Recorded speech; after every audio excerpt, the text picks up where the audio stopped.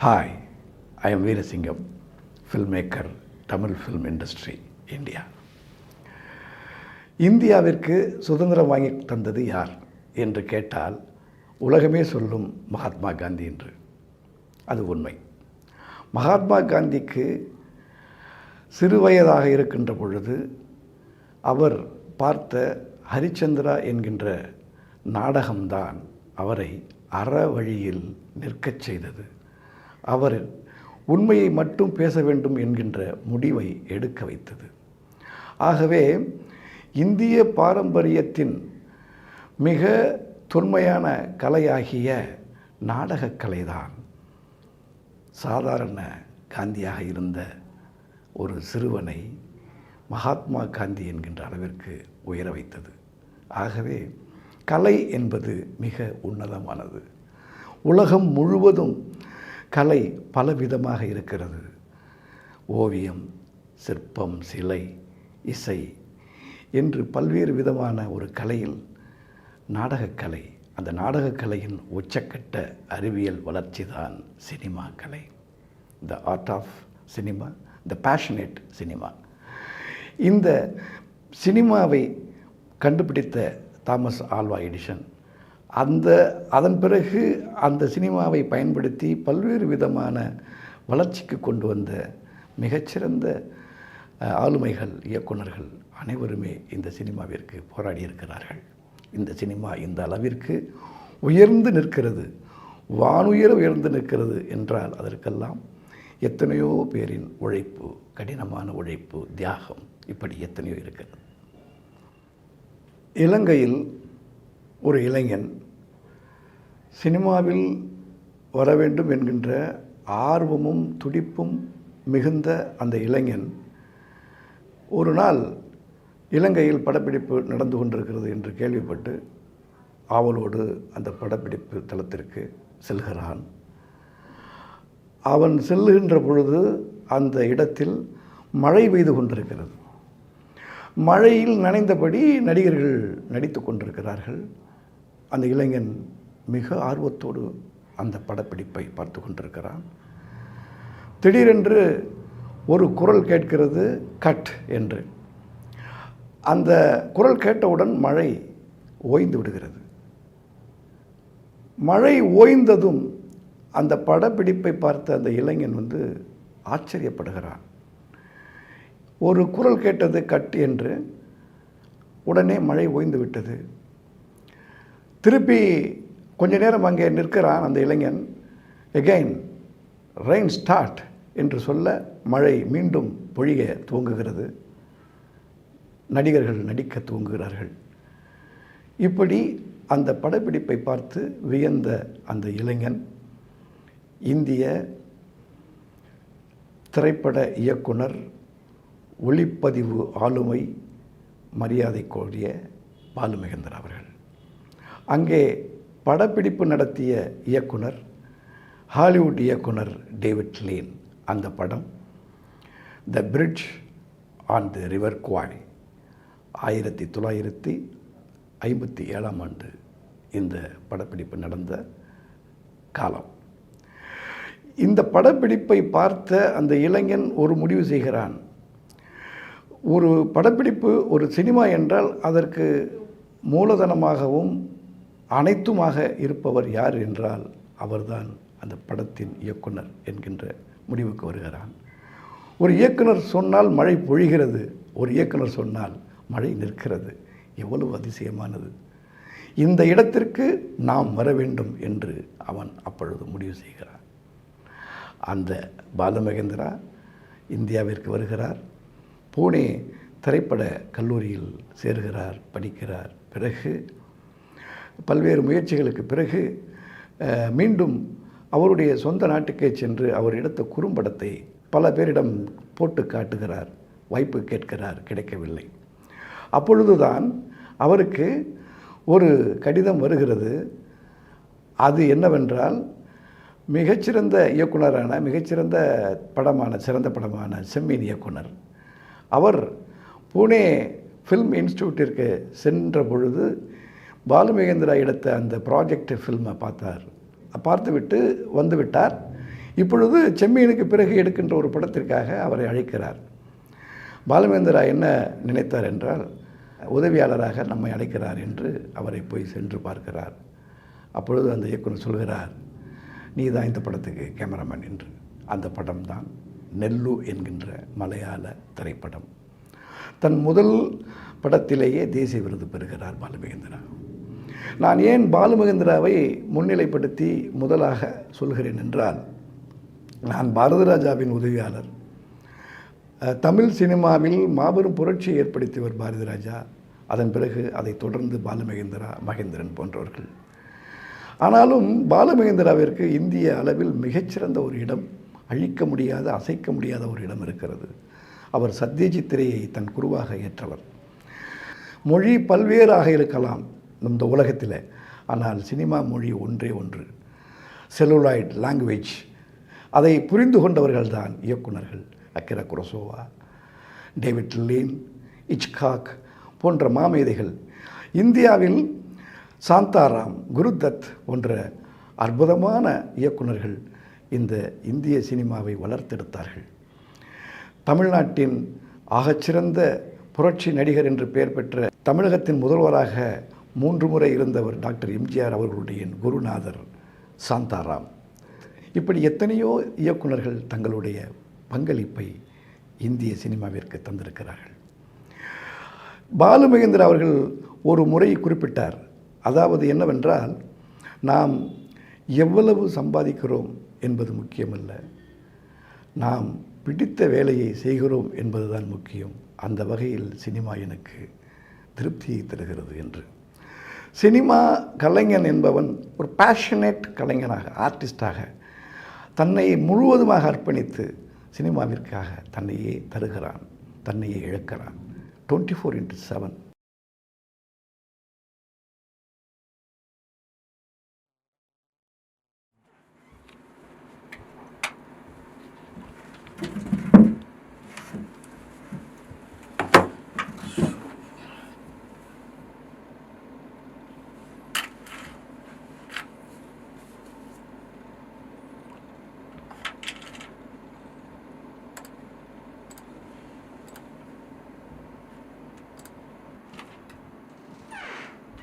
Hello, sir.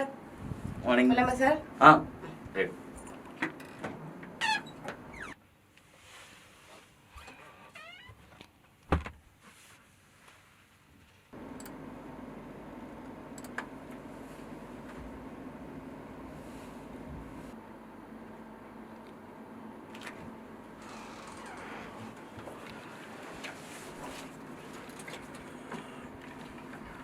Brother, good morning brother. ஏன்னா அவ்வளோ late? கொஞ்சம் வீட்டில் கொஞ்சம் பையன் ப்ராப்ளம் பண்ணிட்டான். ஆனால் ஆர்டிஸ்ட் வந்து ரொம்ப நேரம். சரி சரி, ரைட் ரைட் ரைட். உங்களுக்காக தான் வெயிட்டிங். ஓகே, சரி ஸ்டார்ட் பண்ணிடலாமா? ஸ்டார்ட் பண்ணிடலாம். ஏசி ஆஃப் பண்ணிடுங்க சார்.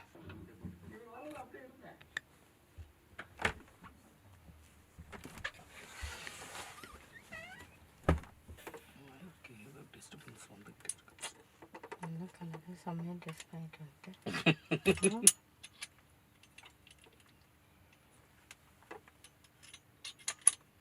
ஜிகன் பர்ஃபெக்டாக வந்துச்சு. காலையில் ஒரு பிள்ளை ஃபோன் பண்ணிச்சு, அப்போது சொல்லிருக்கலாம்.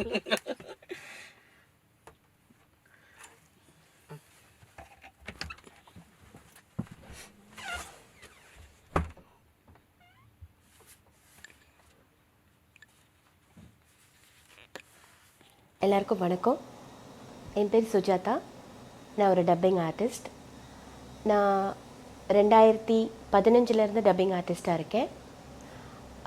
அதுக்கு முன்னாடி நான் ஒரு ஐடி கம்பெனியில் ஒர்க் பண்ணிகிட்ருந்தேன். எனக்கு வந்து பாடுறது ரொம்ப பிடிக்கும்.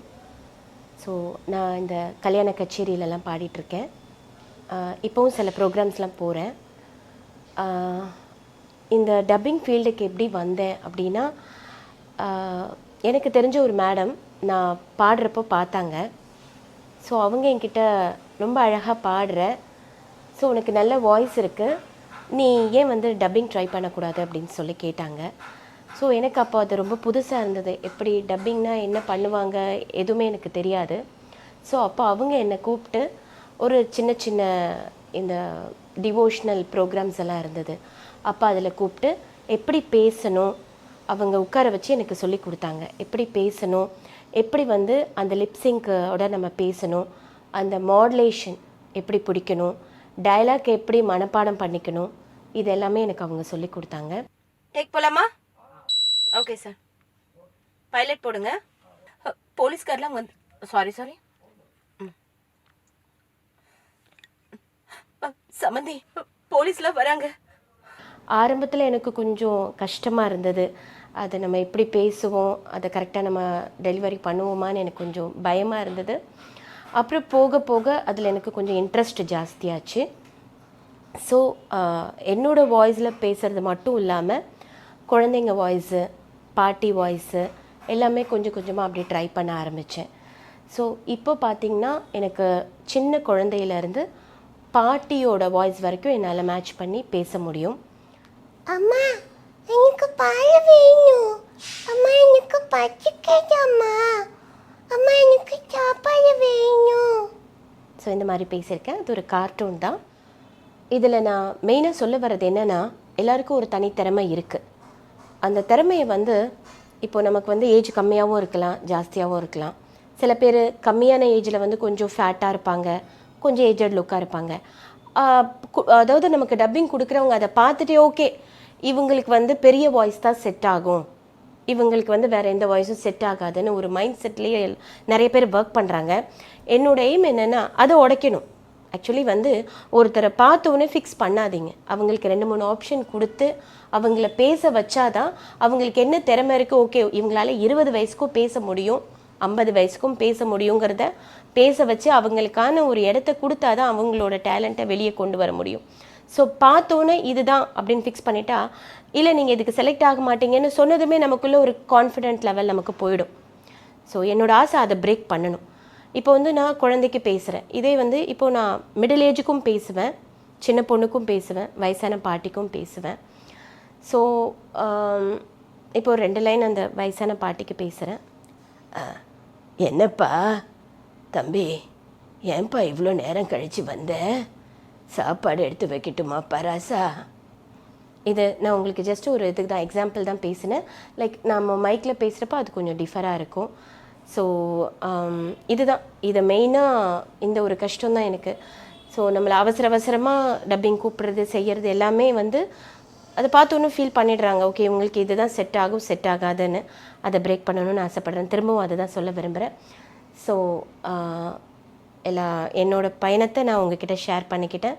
நன்றி, தேங்க்யூ ஸோ மச். ஒரு மனித உடலில் எது முக்கியம் என்பது போலத்தான் சினிமாவில் எது முக்கியம் என்கின்ற ஒரு கேள்வி எழும். எல்லாமே முக்கியம்தான். எது முக்கியம்னா எல்லாமே முக்கியம். அது மாதிரி தான் சினிமாவில் எல்லா மூமெண்ட்ஸ், எல்லா இடங்களும் முக்கியம். ஸ்டோரி முக்கியம், வசனம் முக்கியம், அதன் பிறகு எடிட்டிங் முக்கியம். இப்போ அக்ரகுரசா ஒரு விஷயத்தை நான் நினைவுபடுத்த விரும்புகிறேன். அக்ரகுரசா என்ன சொன்னார்னா, மிக சிறந்த ஒரு கதை மிக மோசமாக எடுக்கப்பட்டாலும் அந்த படம் ஓடும், மிக மோசமான கதையை மிக சிறப்பாக எடுக்கப்பட்டாலும் அந்த படம் ஓடாது. அப்போ என்னென்னா அந்த பேஸ் வந்து அவர் வந்து கண்டென்ட்டை சொல்கிறார், ஸ்டோரி கண்டென்ட். அது உண்மைதான், இல்லை என்று சொல்லவில்லை.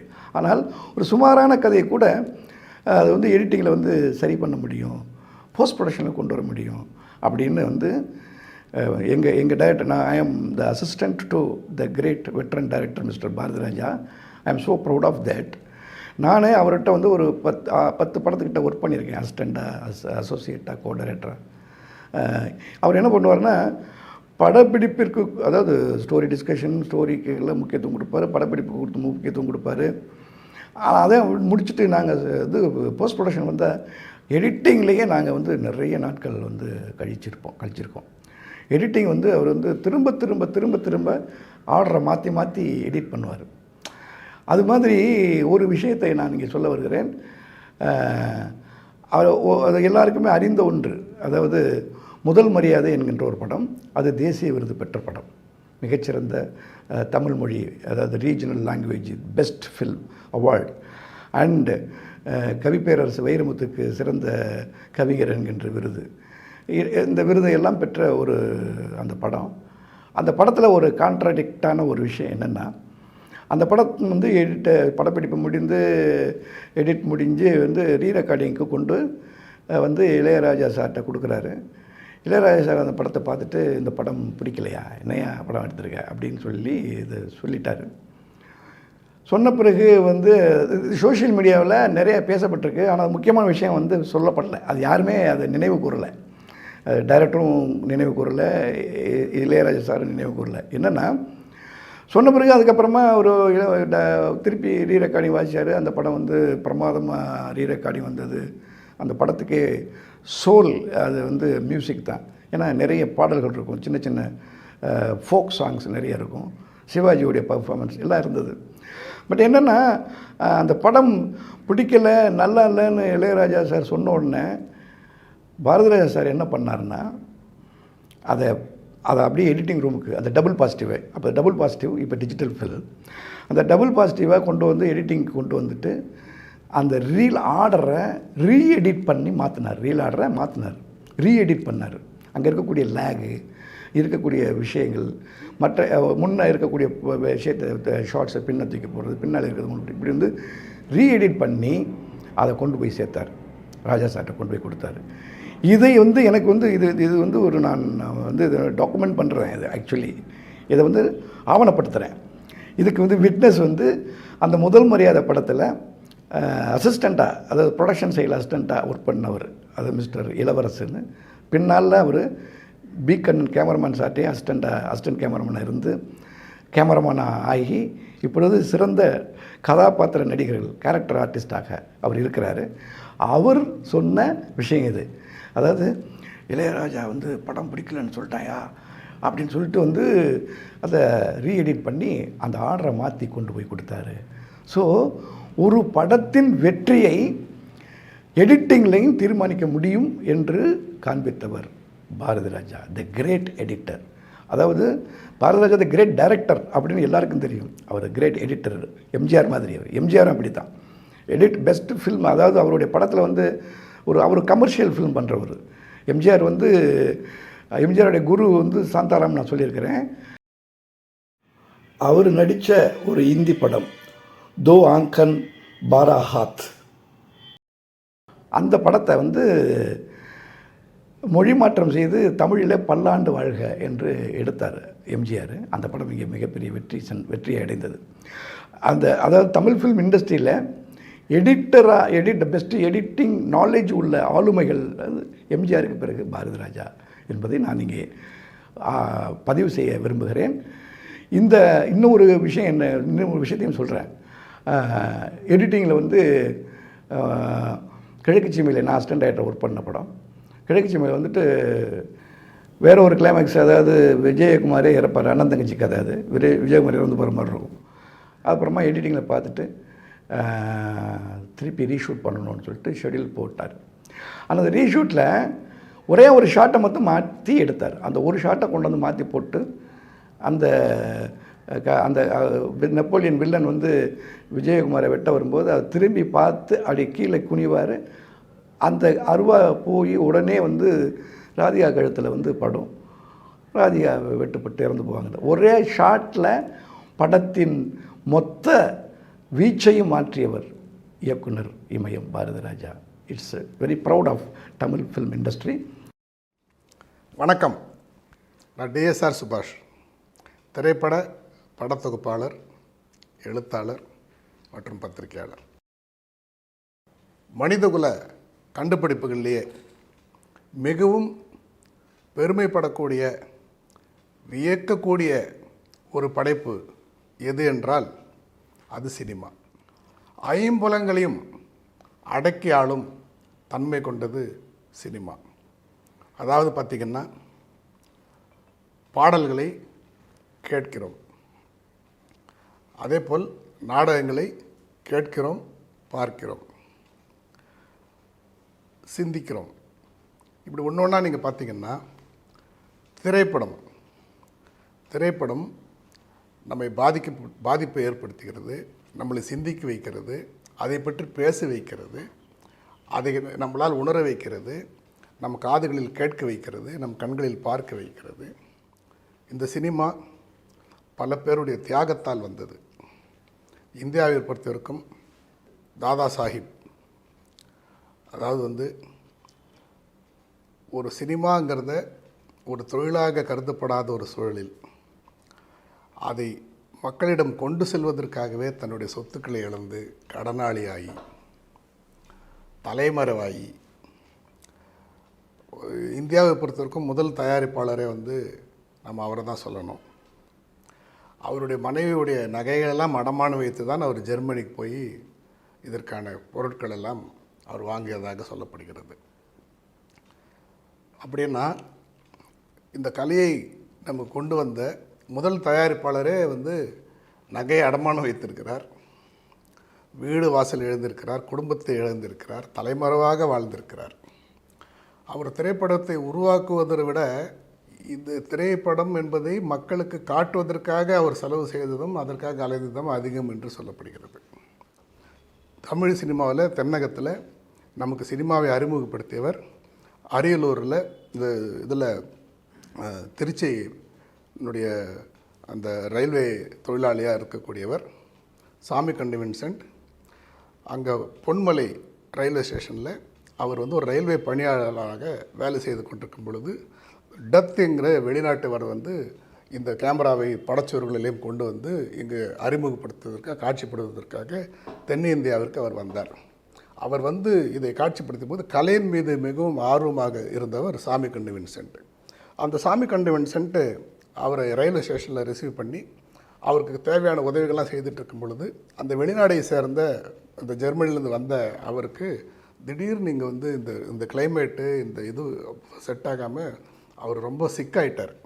ஸோ அவரை வந்து தன்னுடைய வீட்டிலே வச்சு அவர் வந்து முழுக்க முழுக்க அவருக்கு மருத்துவ செலவுகளும் உணவுகளும் கொடுத்து அவரை தேற்றி காப்பாற்றினவர் வந்து சாமிக்கண்ணு வின்சென்ட்.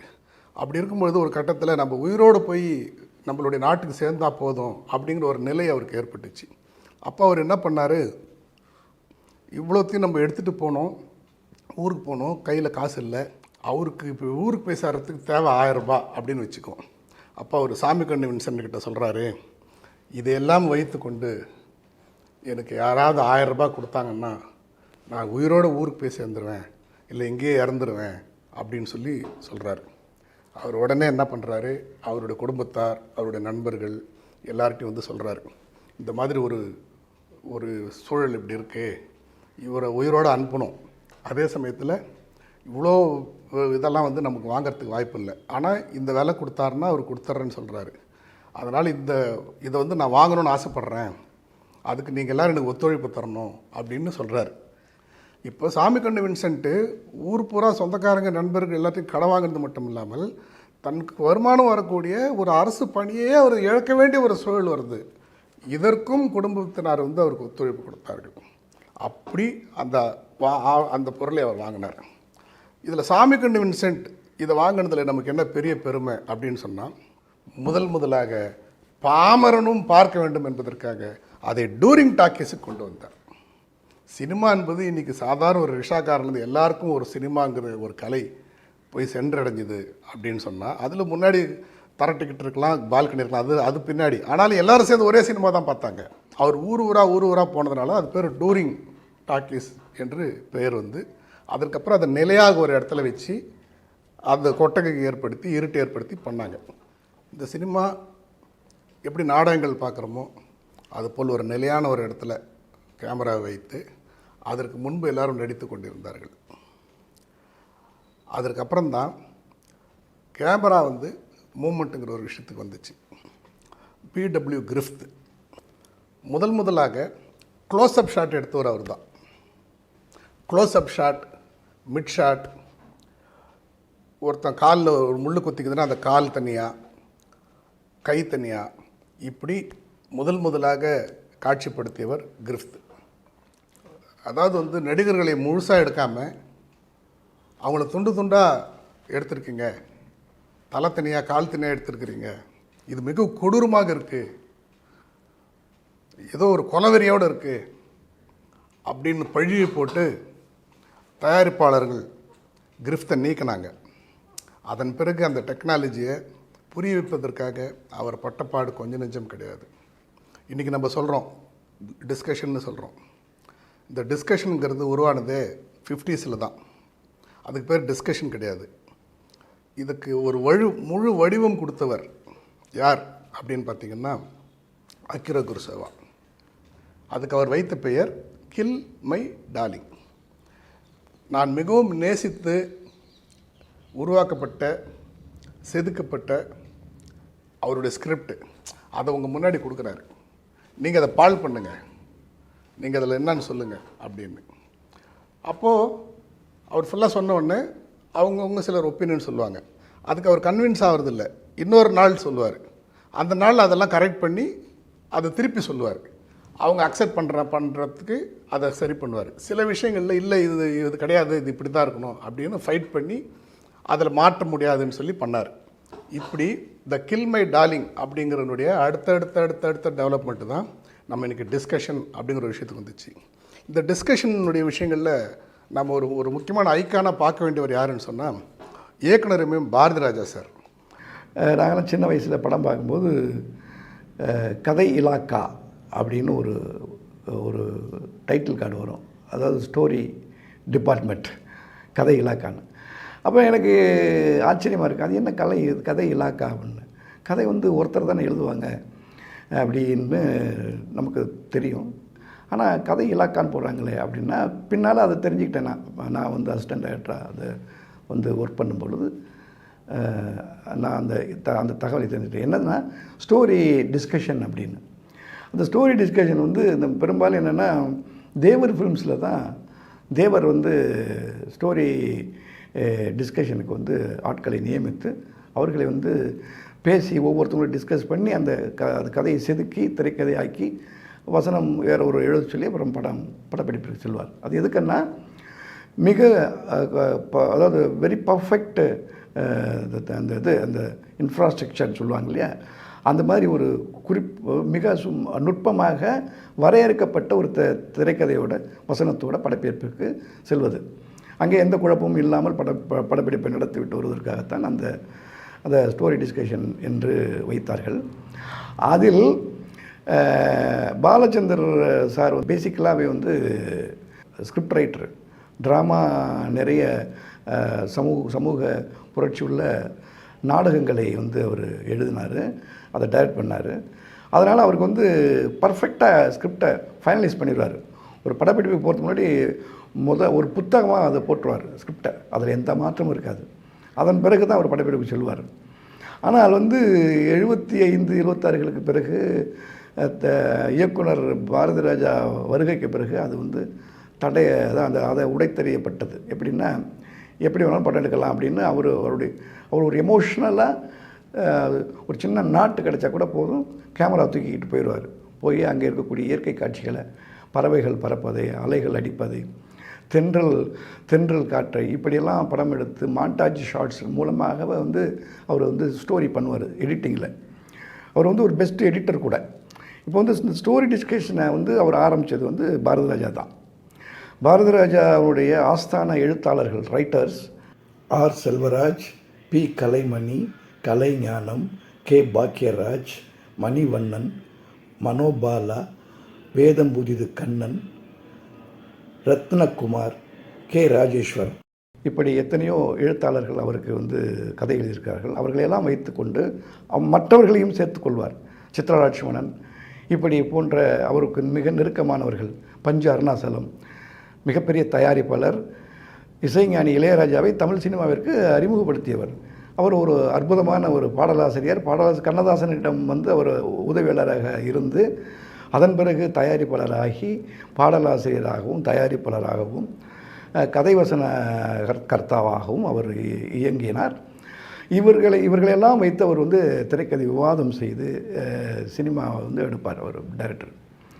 அப்படி வரும்பொழுது அவர் மிகச்சிறந்த ஒரு படங்களை, அதாவது தமிழ்நாட்டில் அதை ட்ரெண்ட் செட்டர் அப்படின்னு சொன்னால் அது பாரதி ராஜா தான். தமிழ் சினிமா பிரிக்கப்பட்டுச்சுன்னா பாரதி முன் பாரதி ராஜாவுக்கு பின் என்கின்ற அந்த ஒரு நிலை வர்ற மாதிரியான ஒரு சூழ்நிலையை ஏற்படுத்தினார். பாரதி ராஜாவும் இளையராஜாவும் ஒரே நேரத்தில் வந்தவர்கள். பாரதிராஜாவுக்கு முன்பு இளையராஜா ஒரு வருஷத்துக்கு முன்னாடி அவர் மியூசிக் டைரக்டர் ஆகிட்டார். 2 பேரும் roommates, friends, everybody knows it. Okay, இப்போ நான் என்ன சொல்ல வர்றேன்னா, பாரதிராஜா வந்து என்ன பண்ணுவார்னா, ஷூட் பண்ணுவார். அவர் ஷூட் பண்ணிவிட்டு வந்துட்டு ரஷ்ஷை போட்டு பார்ப்பார். பிடிக்கலன்னா திருப்பி போவார். ஷெட்யூலை பற்றியெல்லாம் கவலைப்பட மாட்டார். திருப்பி வந்து படப்பிடிப்பு நடத்துவார். அவருக்கு வந்து ஒரு வரையறையை வைத்து கொள்ள மாட்டார். சினிமா நெறிமுறை அதுவெல்லாம் அவர் உடைச்சவர். அவர் ஒரு மிகச்சிறந்த எடிட்டர். அப்படி அதாவது அந்த மாதிரி அவருடைய படங்கள் எல்லாமே தொடர்ந்து வெற்றி படங்களாக தந்தவர். தமிழ் சினிமா வரலாற்றிலேயே தொடர்ந்து 5 வெற்றி படங்களை தந்தவர் பாரதிராஜா. அந்த பெருமை அவருக்கு உண்டு. இன்றைக்கி ஜாக்கி சான் படமாகட்டும், புரூஸ்லி படமாகட்டும், கிங்காங் படமாகட்டும், எப்பேற்பட்ட ஒரு படமாகட்டும், அந்த படம்லாம் தமிழில் பேசி இங்கே வெளியாகிட்டுருக்கு. எவ்வளோ பெரிய ஹாலிவுட் படங்கள்லாம் தமிழில் பேசிகிட்ருக்கு. இதுக்கெல்லாம் முன்னோடி சினிமாங்கிறது வந்து வெளியிலேருந்து கண்டுபிடிச்சு வந்தாலும், இந்த சினிமானுடைய அடுத்த கட்ட வளர்ச்சி வாழ்வாதாரத்துக்கு முக்கிய பங்கு வகிக்கக்கூடிய இந்த டப்பிங் திரைப்படங்கள், மொழிமாற்று திரைப்படங்கள். ரீமேக் என்பது வேறு. ரீமேக்குக்கு டப்பிங்க்கு நிறைய பேருக்கு வித்தியாசம் தெரியாது. ரீமேக் என்பது ஒரு படத்தை அப்படியே திருப்பி வேறு மொழியில் எடுப்பது, அது பேர் ரீமேக். டப்பிங் என்பது அதே படத்தினுடைய ஆடியோவை மட்டும் மற்ற மொழிக்கு மாற்றுவது, அதுதான் டப்பிங். அந்த டப்பிங் அப்படிங்கிற ஒரு டெக்னாலஜியை உலக சினிமாவிற்கே அறிமுகப்படுத்தியவர், டப்பிங் உலகின் தந்தை என்று போற்றப்படக்கூடிய நம்முடைய தமிழை சேர்ந்த, தமிழ்நாட்டை சேர்ந்த சரஸ்வதி ஸ்டோர்ஸ் அப்படிங்கிற ஒரு நிறுவனத்தின் மூலமாக காரைக்குடியிலிருந்து மிகப்பெரிய ஸ்டுடியோவை அமைத்து இந்திய அளவில் பிரம்மாண்டமாக பேசப்பட்ட ஏவி மெய்யப்ப செட்டியார் தான் டப்பிங் உலகின் தந்தை. டேக் போலாம்.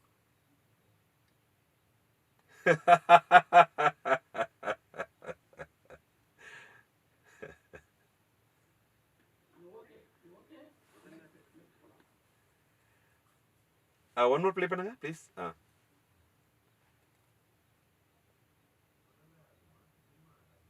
Okay, take. முதல்ல அது உனக்கு தெரியுமா ராகினிமா? ஓகே, அப்படின்னு நினைச்சுக்கிட்டு இருந்தா நீ ஒரு முட்டாள். அது இன்னும் கொஞ்சம் கோவமா போலாமா சார்? ஒன் மோர் கோவமா போய்க்கலாம். ஃபேஸ் எக்ஸ் அப்படின்னு நீ நினைச்சுக்கிட்டு இருந்தேன்னா நீ ஒரு முட்டாள். ஹாய், என் பேர் மதன் பிரசாத். நான் ஒரு டப்பிங் ஆர்டிஸ்ட். அதனால் டப்பிங் வந்து உண்மையிலே ரொம்ப ஒரு சந்தோஷமான ஜாப். நம்ம ஆஃபீஸில் இருக்கிற மாதிரி ஒர்க் ப்ரெஷர் கிடையாது, டார்கெட் கிடையாது. நானே ராஜா நானே மந்திரி மாதிரி நம்ம நினச்சப்ப நம்ம டப்பிங் போகலாம், நம்ம நினச்ச டைமில் போய் பேசிட்டு வரலாம்.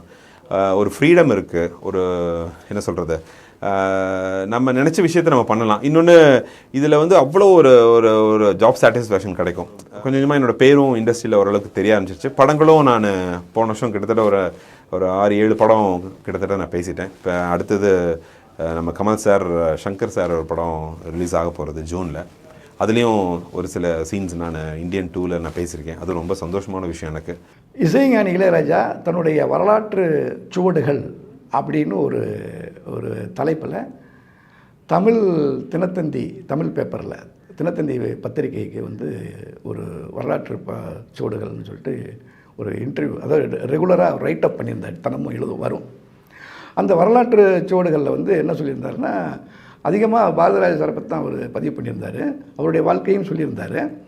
அதில் என்னென்னா, அவர் சொன்ன இன்னொரு ஒரு நல்ல விஷயம், முக்கியமான விஷயம் என்னென்னா, தியேட்ரு ஆப்ரேட்டர் தான் பெஸ்ட் எடிட்டர் அப்படிம்பார். ஏன்னா நாம் எடிட் பண்ணி கொடுத்துருவோம், ஃபஸ்ட் காப்பி எடுத்துருவோம், நம்ம பார்ப்போம், நமக்கு தெரிஞ்சவங்க நண்பர்கள் இவங்கெல்லாம் வந்து படம் பார்த்துட்டு பிரமாதமாக இருக்குது அப்படின்னு கை கொடுத்துட்டு போயிடுவாங்க ப்ரிவியூவில், அது ப்ரீமியரில். பட் வந்து தியேட்டரில் போய் பார்க்கும்போது தான் ஆடியன்ஸு வந்து அந்த படத்தை பார்த்து அவன் ரிவ்யூ பண்ணுவான். நல்லா இருக்குன்னா ஒரே ஷோ வந்து மிகச்சிறந்த படம் என்று முடிவாகும். அது வந்து அந்த முடிவை, அந்த வெற்றியை தீர்மானிப்பது ரசிகர்கள். அப்படி தியேட்டரில் ரசிகர்கள் எங்கெங்கெல்லாம் தொய்வாக இருக்காங்களோ அதெல்லாம் வந்து வெட்டி தூக்குறது வந்து ஆப்ரேட்டர். அது மாதிரி நாங்களும் தியேட்டருக்கு ரிலீஸுக்கு பிறகு வந்து போயிருக்கிறோம். ரிலீஸுக்கு பிறகு படம் தியேட்டரில் ஓடிட்டு இருக்கும்போதே போய் சில இந்த பாட்டை தூக்குங்க, இந்த இதை தூக்குங்க அப்படிலாம் சொல்லிட்டுலாம் வருவோம். அதன் பிறகு அதுலேயும் கொஞ்சம் ரிசல்ட் நல்லாயிருக்கும், சிலது சும்மா அது ஃப்ளாப்பான படங்கள்லாம் உண்டு. இந்த தியேட்டர் ஆப்ரேஷனில் தியேட்டர் ப்ரொஜெக்டர் ஆப்ரேட்டர் வந்து படத்தை வந்து இன்ட்ரோ பிளாக்கெல்லாம் மாற்றிருக்காங்க. அதாவது முள்ளும் மலரும் படத்தில் வந்து ரஜினி, அதாவது பாலு மகேந்திரா சார் கேமரா, மகேந்திரன் இயக்கம், முதல் படம் மகேந்திரன் சாருக்கு முதல் படம். அதில் வந்து ரஜினிகாந்த் நடிச்சிருக்காரு, இசைஞானி இளையராஜா இசை. அந்த முள்ளும் மலரும் படத்தினுடைய இன்டர்வல் என்னென்னா, இன்டர்வலுக்கு முன்னாடி ஒரு பாட்டு வரும், ராம ஆண்டான்னு ராவண ஆண்டான்னு எனக்கு ஒரு கவலை இல்லை அப்படின்னு ஒரு பாட்டு. ஒரு தண்ணி போட்டிருப்பார், ட்ரிங்க் பண்ணிவிட்டு பாட்டு பாடியிருப்பாப்புல. பாட்டு முடிஞ்சோடனே இன்டர்வல் வந்துடும். அப்புறமா இன்டர்வலுக்கு அப்புறம் அவர் வந்துட்டு அந்த தண்ணி போதையிலேயே நடந்து வந்து ரோட்டில் படுத்துருவார். படுத்த ஒரு கையை வந்து வச்சு தலைக்கு நீட்டிக்கிட்டு படுத்துருவாப்புல. ஒரு லாரி வரும், அந்த கை மேலே லாரி ஏற்றிட்டு போயிடும். அவருக்கு வந்து ஆக்சிடெண்ட் ஆகி அதுக்கப்புறமா ஒரு கை எடுக்க வேண்டிய சூழ்நிலை வரும்.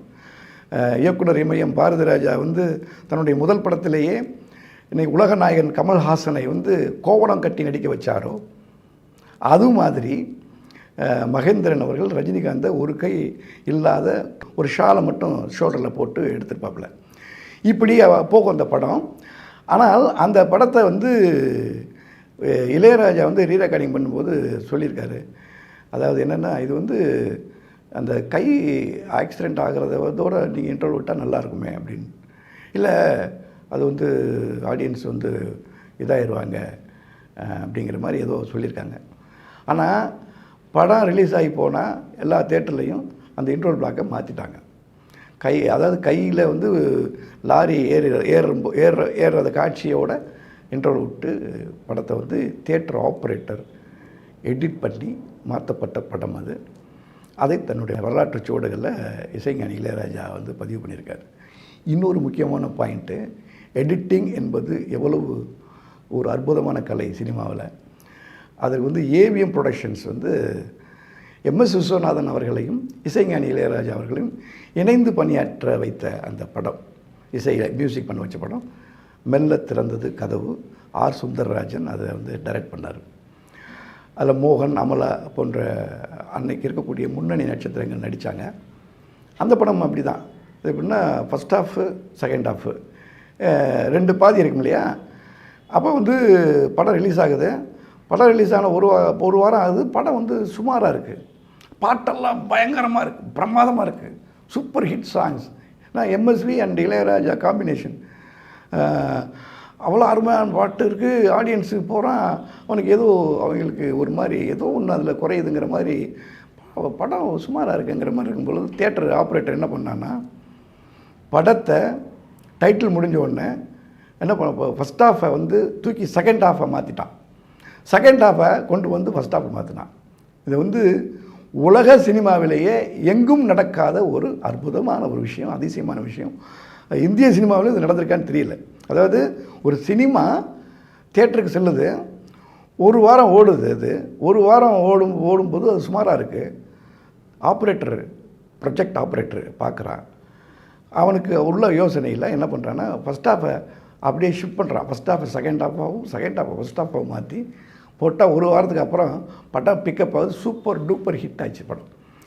இப்படி வந்து அதாவது சினிமா வந்து ஒவ்வொரு ஏரியாவிலையும் அதாவது சினிமாவில் இருக்கக்கூடிய சாதாரண கலைஞர்கள் கூட அவங்கக்கிட்ட கூட சில நல்ல பாயிண்ட்ஸ் எல்லாம் வரும். அதையெல்லாம் எடுத்துக்கொண்டு சினிமா ஆக்குவது தான் மிகச்சிறந்த விஷயம். அப்படி வந்து அதை வந்து இசைஞானி இளையராஜா பதிவு பண்ணியிருக்காரு தினத்தந்தியில் என்பதை நான் இங்கே சொல்லிக்கொள்ள விரும்புகிறேன். இந்திய திரைப்படங்களில் இன்னமும் நாம் வேந்து சொல்லக்கூடிய இது போன்ற காட்சிகள் எடுத்துக்கிட்டிங்கனாக்கா, இயக்குனர் உலக புகழ்பெற்ற இயக்குனர் கே ஆசிஃப் அவர்கள் தயாரித்து இயக்கிய முகலியாசம் திரைப்படம். முகலியாசம் திரைப்படத்தில் அனார்கலி சலீம் பேசக்கூடிய ஒரு காதல் காட்சி. அது வந்து ஒரு இருட்டில் ஒரு மெழுகுவத்தியை வைத்து கொண்டு ரெண்டு பேரும் பேசுகிற காட்சி. அந்த ரெண்டு பேரும் பேசுகிறதுல நம்ம என்ன தான் ஃப்ரெஷ்ஷாகவே கேண்டில் வச்சு இருந்தால் கூட அந்த கண்டினியூட்டி வந்து அந்த லெவல் மாறாது. ஆனால் அந்த காட்சி, அந்த கேண்டில், அத்தனை ஷார்ட்ஸு, சஜஷன்ஸு, க்ளோஸு எல்லாத்துலேயும் பார்க்கும்போது அந்த கேண்டிலுங்கிறது அவ்வளோ கிராஜுவலாக அதை வந்து அப்படியே வந்து வரும். இது எப்படி வந்து பண்ண முடிஞ்சுதுன்றது மிக மிகப்பெரிய ஒரு வியப்பாக இன்றைக்கு வரைக்கும் நான் பார்க்குறேன். அதே மாதிரி பியார் கே ஹோத்தா டர்னா கியான்னு ஒரு சீக்வன்ஸில் ஒரு சாங் வரும். அது வந்து பாம்பே மோகன் ஸ்டுடியோவில் கண்ணாடி மாளிகை செட்டு போட்டு எடுக்கப்பட்ட ஒன்று. அந்த காலத்திலேயே 50ஸ்லேயே கிட்டத்தட்ட 14 கேமராக்கள் இயக்கப்பட்டு எடுக்கப்பட்ட முதல் இந்திய திரைப்படம் முகலியாசத்தில் இந்த பாடல் காட்சி தான். அந்த படம் பார்ட்லி கலராக வரும். அந்த படம் உருவாகும் போது கலர் மாறினதுனால இந்த போர்ஷன் வந்து கலரில் வரும். நம்ம வந்து எப்படி அக்கிரா குருசோவை சொல்கிறோமோ அதுபோல் சினிமாவினுடைய முன்னோடிகளாக நம்ம சொல்ல வேண்டியவர் ஆல்ஃபர்ட் ஹிச்காக் கிட்ட என்ன ஒரு பெரிய விஷயம்னு சொன்னால், இந்திய உலக சினிமாவினுடைய பேச்சுலர் டைரக்டர் ஃபஸ்ட்டு எஸ்டாப்ளிஷ் ஆனவர் வந்து ஹிச்காக். ஆனால் ஹிச்காக் என்ன பண்ணார், சஸ்பென்ஸ் கிரைம் த்ரில்லுங்கிற விஷயத்தை முதலாக சினிமாவில் கொண்டு வந்தார். அப்புறம் அவர்கிட்ட சில விஷயங்கள் இருந்துச்சு. பயங்கரமான ட்ராஜடி, பயங்கரமான ஹாரர் பண்ணுவார், ஆனால் பிளட்டை நேராக காட்ட மாட்டார். இது மாதிரி நிறைய விஷயங்களை வந்து செய்தவர்.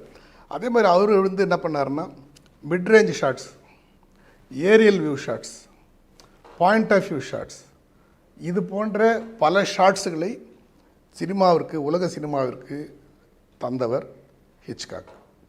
இன்னொரு விஷயம் என்னன்னு சொன்னால், அவருடைய கட்டிங் ஸ்டைல். அப்போ வந்து 2000 ஃபீட் மேக்சின்னு சொல்லுவாங்க, 11 நிமிஷம் ஓடக்கூடிய ஒரு ஃபிலிம் சுருள், ஒரு முழு படத்தை எடுத்தார்.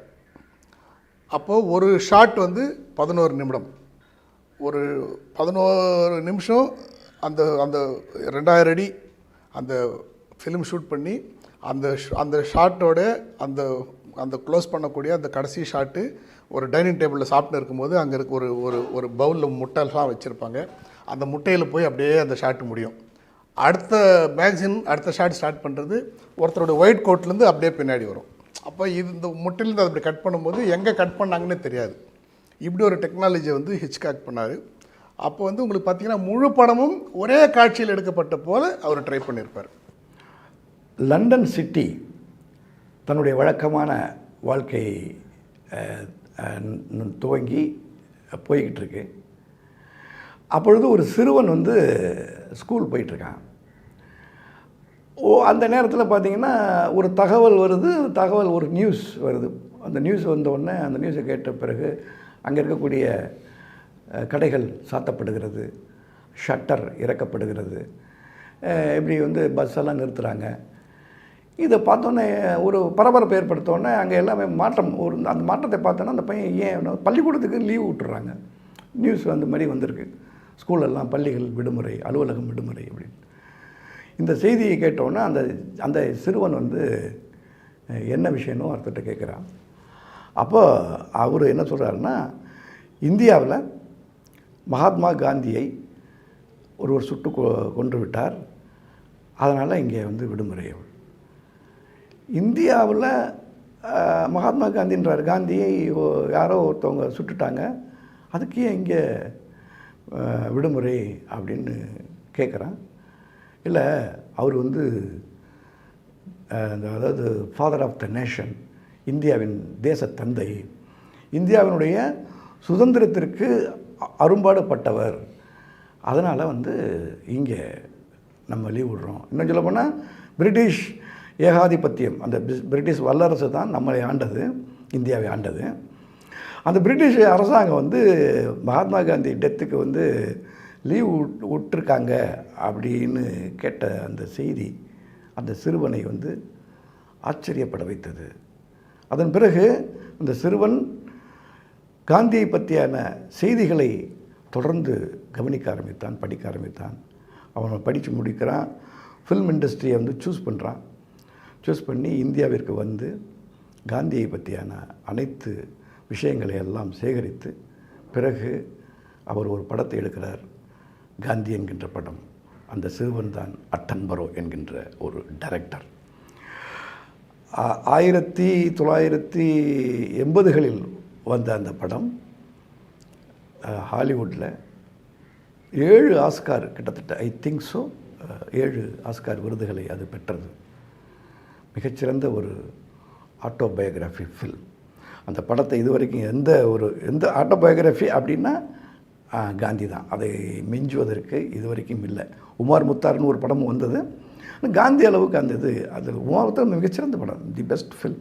த சேம் டைம் அது பேரல் ரிலீஸ் ஆச்சு. ஸோ அந்த மாதிரியான ஒரு பேஷனேட் ஏற்படுத்துறது வந்து சினிமா.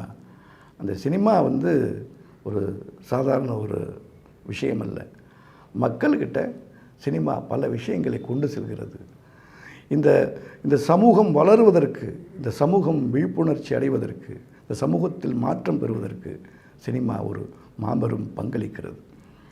இந்த பூமி எப்படி தொடர்ந்து சுழன்று கொண்டே இருக்கிறதோ, இந்த பிரபஞ்சம் எப்படி தொடர்ந்து விரிவடைந்து கொண்டே இருக்கிறதோ, அப்படியே இந்த சினிமாவும் வளர்ந்து கொண்டே இருக்கும் என்பதை நான் இங்கே பதிவு செய்கிறேன். நன்றி.